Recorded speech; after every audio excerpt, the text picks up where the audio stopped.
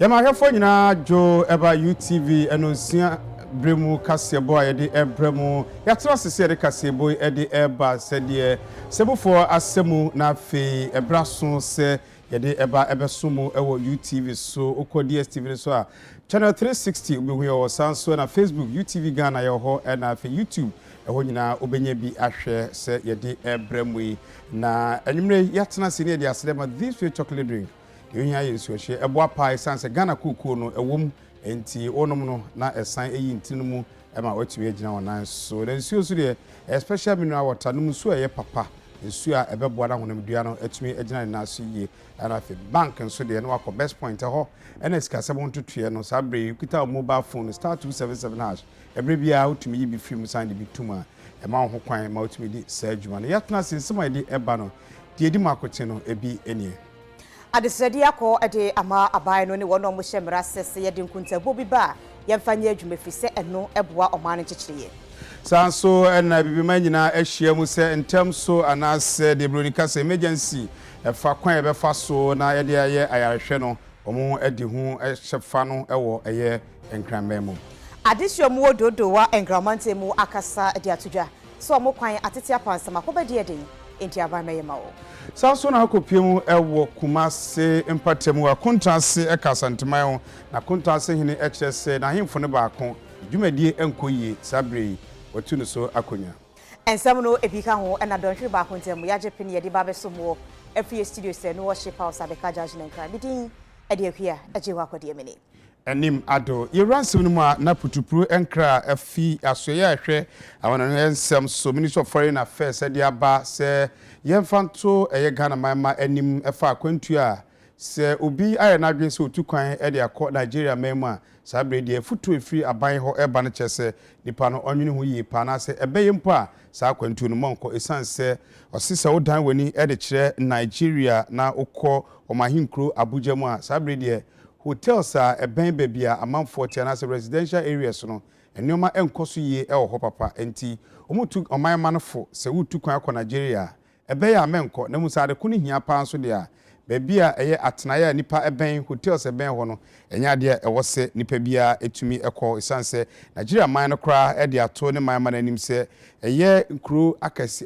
bebi eye brono akasi a hotels ne ade ewo no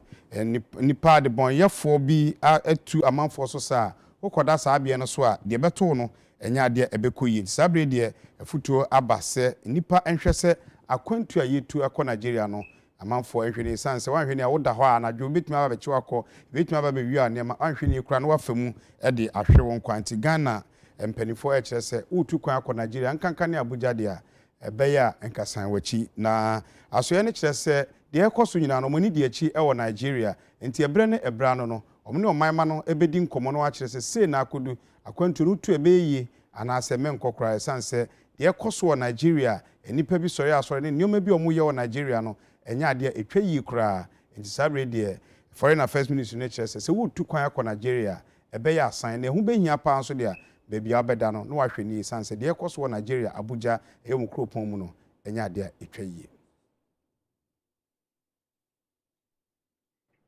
abibiman adedakro esiwo no mo hwe kwan beboa mankontabu nhyehyeye no afa ne tuma pefra enam so ama bankontabu ni panyin no wo my Ghana mu obemfo Samuel Kobna anim akasa ede atodwa se so mutena se na omudi nkontabu ba se fa nuane efa adan efa ensuo anasa hodene ho a ese wono mo hyemra meche policy makers no mutimi di adwuma na boa atutu niema ye na akire no ankofa wo haw ene ye nie amejaye so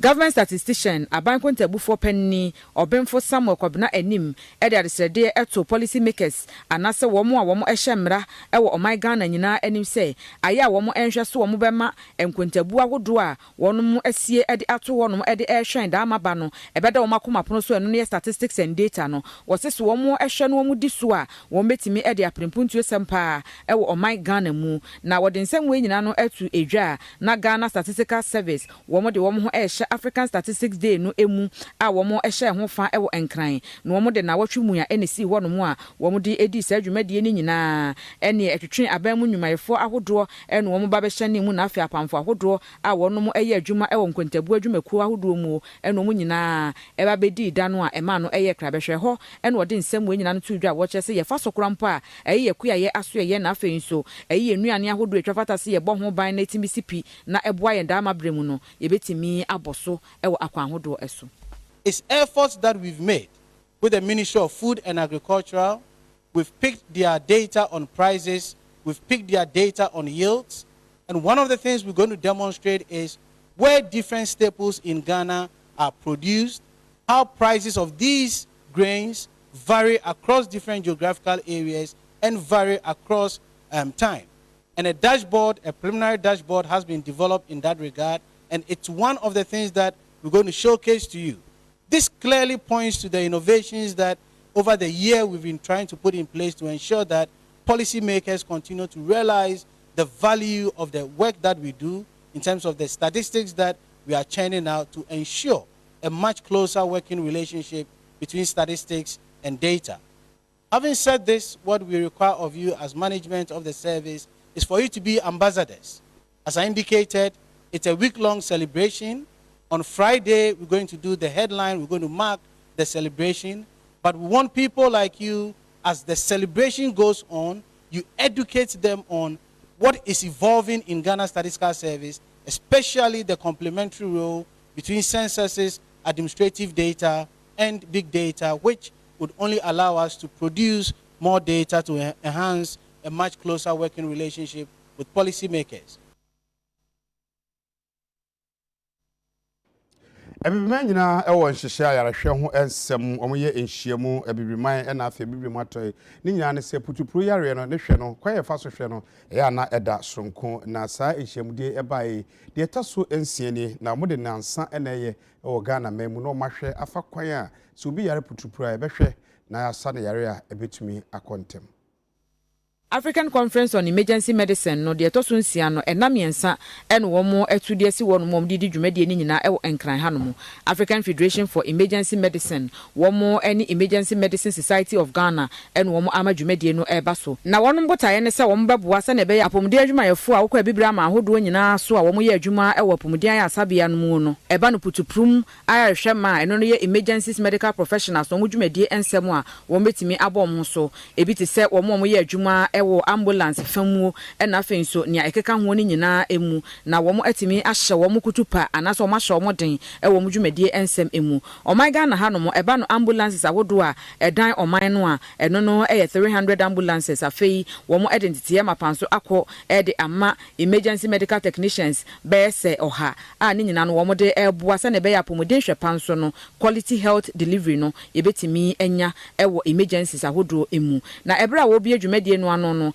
na soafo be de akira wo hwe apomuden ensem so Deputy Minister of Health wode nhya wodo a aban no de agu akwan mu ehwe se putuprum apomuden ehwepa emergency healthcare delivery no yensa ebetimi aka ewo oman Ghana mu a ensem no waka ni say one major way we have done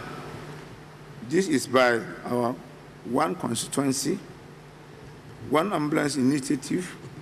where we spearheaded the procurement and distribution of 300 state-of-the-art internationally accredited ambulances. In addition to this,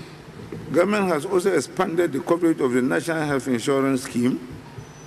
in a bid to help ensure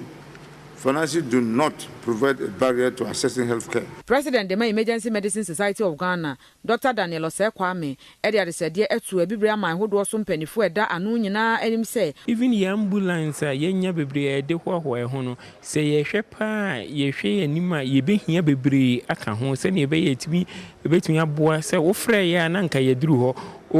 obi ehuhia no efa apomdin mu na nka yetimi aboa na yetimi de aba hospital ebetimi ahwe enti we nyina ye nneoma yeda ho ko ho yeda ho ko ohwe Nobel syndrome ya ade a eda ye akoma so yi pa ye si ebetimi abomodene eye free ho kra ana se ama ba form kra we kire se ebehia facilities bebre as well as baby a enipa ye train omo nso ebetimi aye adwuma wo esense se enipa ni nyina ebu eko hospital ba ko pa sana ediba ana se dodo na eko hospital ba ko a sana ediba na other places ewo ho abre the main hospitals no ayechug enti ye hwe we mu nyina se na ebe betimi mitigate such challenges in yetimi amagana fo nyina nso yapom dinsem akosoro. President the African Federation for Emergency Medicine Owura Joseph Boni ono so edemfasodi a ewasa conference we anase nhemudi a wom de ahye so ni nyina no UT Vincent Hwefo ye je ni say the role of emergency medicine in achieving such universal health care no enambe ni nan aboa no wa ha say si epesi edin komo emergencies na ewo Africa no and system free de wo wiase finance ni na the man necessary emum say time ben na nkofo de emergency yiba omo de ba hospital ben ne bitimi ahwe omo hwan ne train omo bitimi ehu ye ho research I improve care na and assign you to make try towards emergency inti ehye to ho say ye pese ye hwe research education and clinical care said ye beboa ama wo de emergency ba hospital a ye bitimi ahwe o enya Ghana hanko but Africa ni na. Alternative dispute resolution no and the charity a friend say ADR na eno eka atemu hyehyeye no se obi ni obi enya asem nyini nyina ene de kokko to dem ekosi nkunya na ewom de timi de befie ebe kan ma asomdwe ye adwuma na atemu adwuma no pese omo de ye adwuma na yeye na Ghana 40 ase eno nti ye de na watwe esiwo mo ye ba be kasa edi afa wo Ghana fa na nyine mpenifoɔ ada na watwe da no edi ewosunwane enam so empenifoɔ edi atodwa asrem se BBC a yɛnhwɛ se yɛbɛka wo fie chance yɛde bɛkɔkɔ to dem. Alternative Dispute Resolution Week no womo edan wadi ewosunyane no na her leadership Justice Angelina Mensah Homia wodi to say we no eyade a ebenam so na cases ahodo bi a aya na empempi no akwakoye afisemu a wo kyese enhia se obi ba akopɛ lawyer ansa no wodi na wakogina court na asem yedi ne fenchire mebewi akire na afi atentene ne ankwankoye adwuma amfa magana de hye ne yedi na kwakotum ewo na duafie mu obedi mfinhia adodo no awabra ye bi kurampo asem no enwu nhia mpo se ne nka wosenke yedi court no en wo kyerem sa na montuwe we no aboa ye papa ama sisi a no court no cases no eso atekora wo mo ehwe animu se Alternative Dispute Resolution Office bia no wo betimi enya e wo court ahodo nyina mu na asem bi sa eba bedan wo mo a wo mo aye ne back pass e de amasa afo no na mo ahwe ho nsenka ya ensem no wodi tu dwa say the use of ADR methods for resolution of cases in recent times has become a core component of the adjudication processes of our courts in Ghana. Indeed, court-connected ADR or mediation has been implemented in many countries around the world in the past 2 decades. There are several methods of resolving cases through ADR, but the preferred mode is mediation. This has proved to be very, very efficient. So this week we are creating the awareness for them to embrace ADR to settle their disputes. So it affords court users or litigants whose cases have been pending for a long time to make use of the mass mediation exercise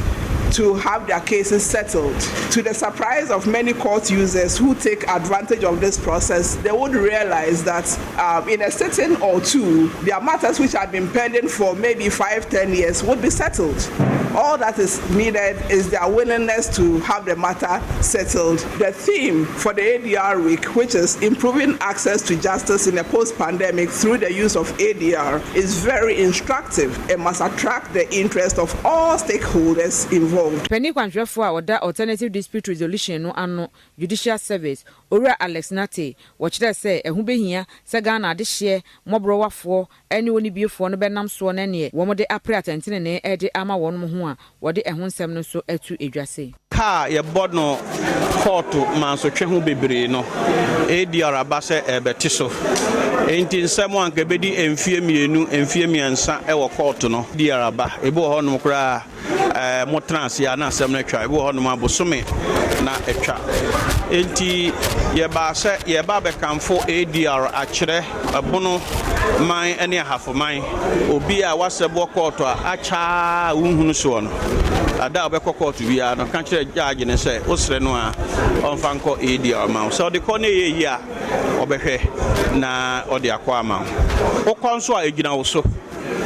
ebufuo chenchina emma nipa entimi mfa adwen no eno no so ma ne kekere wo a o fa adwen papa bi enye o bo kakra unhu